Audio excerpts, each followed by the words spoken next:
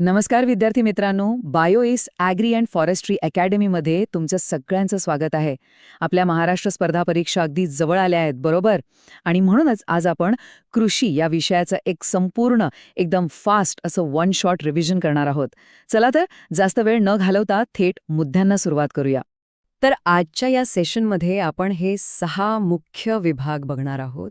मृदाशास्त्र, कृषीशास्त्र, वनस्पती संरक्षण, संलग्न व्यवसाय, अर्थशास्त्र आणि शेवटी विस्तार आणि योजना. यातले जे परीक्षेसाठी अत्यंत महत्त्वाचे मुद्दे आहेत ते आपण फटाफट कव्हर करणार आहोत. चला तर मग सुरुवात करूया आपल्या पहिल्या आणि सगळ्यात बेसिक टॉपिकपासून, तो म्हणजे मृदाशास्त्र. कारण शेवटी जमिनीशिवाय शेती शक्यच नाही, नाही का? बघा, हे सगळे डायरेक्ट MCQ पॉइंट्स आहेत. पहिला प्रश्न सरळ येतो, जमिनीचा लाल रंग कशामुळे? उत्तर आहे लोह संयुगामुळे. दुसरं, आम्लधर्मी जमीन कधी म्हणायची? जेव्हा तिचा सामो म्हणजे pH 6.5 पेक्षा कमी असतो. तिसरं, कणांची घनता कशात मोजतात? ग्रॅम प्रति घन सेंटीमीटरमध्ये. आणि हो, पोयटा कणांचा व्यास हा आकडा लक्षातच ठेवा, 0.05 ते 0.002 मिलीमीटर. हा डेटा परीक्षेसाठी खूप महत्त्वाचा आहे. आता काही आणखी महत्त्वाच्या संकल्पना. पहिलं म्हणजे जसजसं आपण जमिनीत खोल जातो तसं सेंद्रिय पदार्थांचं प्रमाण कमी होत जातं. आता पाण्याबद्दल एक महत्त्वाचा मुद्दा. पिकांना जे पाणी उपलब्ध होतं त्याला शास्त्रीय भाषेत जमिनीतील स्थिर पदे असं म्हणतात. आणि सगळ्यात महत्त्वाचं, नत्राची कमतरता. याचे 3 परिणाम लक्षात ठेवा. 1. पीक उशिरा तयार होतं. 2. त्याची प्रत घसरते. आणि 3. ते कीड आणि रोगांना सहज बळी पडतं. हे परिणाम परीक्षेसाठी खूप महत्त्वाचे आहेत. चला आता वळूया आपल्या सगळ्यात मोठ्या आणि महत्त्वाच्या विभागाकडे, कृषीशास्त्र आणि फलोत्पादन.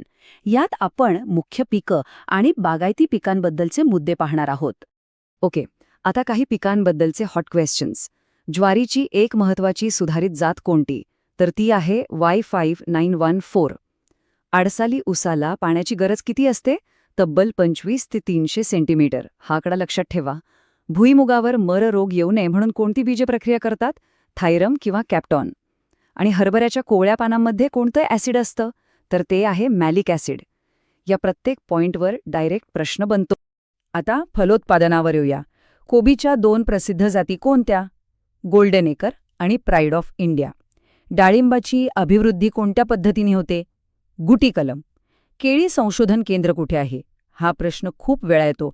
याचं उत्तर आहे जळगाव जिल्ह्यातल्या यावलमध्ये. आणि शेवटी निशिगंधाची लागवड कंदाने होते तर गुलाबाची डोळे भरणे या पद्धतीने होते. हे लक्षात असू द्या. आता काही आधुनिक तंत्रज्ञान आणि पद्धती. सरी वरंबा पद्धत कोणत्या पिकांसाठी जास्त उपयुक्त आहे? ऊस, कापूस आणि भुईमूग. हरितगृहामध्ये आच्छादनासाठी काय वापरतात? तर पॉलिथिन. फळं नैसर्गिकरित्या पिकवण्यासाठी कोणतं संजीवक वापरतात? इथिलीन. आणि फळं का तडकतात? तर बोरॉन या सूक्ष्म अन्नद्रव्याच्या कमतरतेमुळे.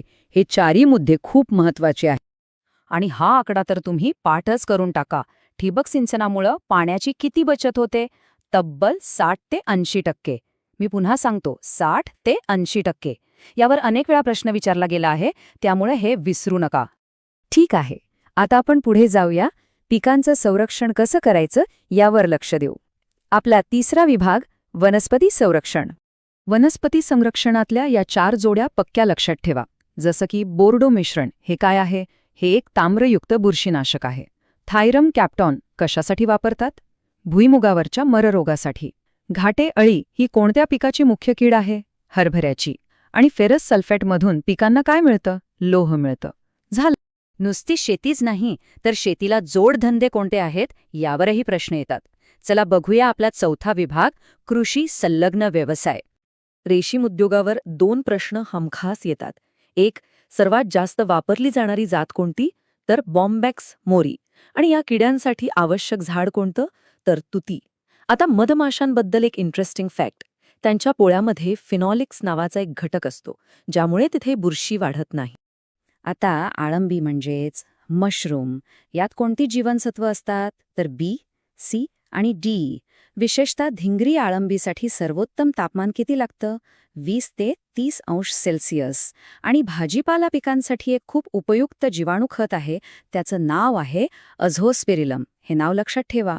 चला, आता आपण शेतीच्या अर्थकारणाकडे वळूया. आपला 5वा विभाग आहे कृषी अर्थशास्त्र. बाजाराचे 2 मुख्य प्रकार आहेत. एकदम सोपा फरक आहे. बघा, ज्या बाजारात शेतमालाची खरेदी विक्री क्विंटल किंवा टनांमध्ये म्हणजे मोठ्या प्रमाणात होते, तो झाला घाऊक बाजार. आणि जिथे आपण थेट ग्राहकांना किलो 2 किलो अशी कमी प्रमाणात विक्री करतो, तो झाला किरकोळ बाजार. अगदी सोपं. आता कृषी अर्थशास्त्रातल्या 4 महत्वाच्या संकल्पना. पहिलं, लघु धारण क्षेत्र म्हणजे किती जमीन? तर 1 ते 4 हेक्टर. दुसरं, विस्तारित शेतीचा मुख्य उद्देश काय असतो? दरडोई उत्पादन वाढवणं. तिसरं, आपल्या शेतमाल विक्री व्यवस्थेतल्या 2 मोठ्या समस्या कोणत्या? तर दलालांचं अस्तित्व आणि वाहतुकीचा अभाव. आणि चौथं, APMC म्हणजे कृषी उत्पन्न बाजार समितीत सर्वात जास्त प्रतिनिधी कोणाचे असतात? तर शेतकऱ्यांचे. आणि आता आपण आलो आहोत आपल्या शेवटच्या विभागाकडे. विभाग 6वा, कृषी विस्तार आणि शासनाच्या महत्वाच्या योजना. कृषी विस्ताराची साधनं बघूया. रेडिओ हे कोणतं साधन आहे? श्राव्य साधन, म्हणजे फक्त ऐकू येतं. जेव्हा एखादा शेतकरी ऑफिसमध्ये भेटायला येतो, तो झाला वैयक्तिक संपर्क. कृषी प्रात्यक्षिक म्हणजे गटसंपर्क.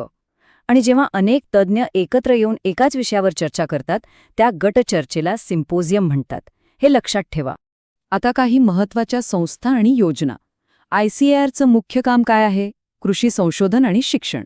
मनरेगाचा मुख्य उद्देश काय? ग्रामीण कुटुंबांना उदरनिर्वाहाची हमी देणं. आणि दीनदयाळ उपाध्याय ग्राम ज्योती योजना कशाशी संबंधित आहे? तर ग्रामीण विद्युतीकरणाशी. ही योजना म्हणजे जुन्या राजीव गांधी ग्रामीण विद्युतीकरण योजनेचंच नवीन रूप आहे. चला, एक शेवटचा महत्वाचा प्रश्न बघूया, जो थेट परीक्षेत येऊ शकतो. सार्वजनिक आणि खाजगी क्षेत्रासोबत संयुक्त क्षेत्र असावं अशी शिफारस कोणत्या समितीने केली होती? याचं बरोबर उत्तर आहे दत्त समिती. हे नाव पाठच करून ठेवा. तर विद्यार्थी मित्रांनो, हे होतं आपलं कृषी घटकाचं एक सुपरफास्ट रिव्हिजन. मला आशा आहे की याचा तुम्हाला परीक्षेसाठी नक्कीच फायदा होईल. आत्मविश्वासाने पेपरला सामोरे जा. तुमच्या परीक्षेसाठी खूप खूप शुभेच्छा.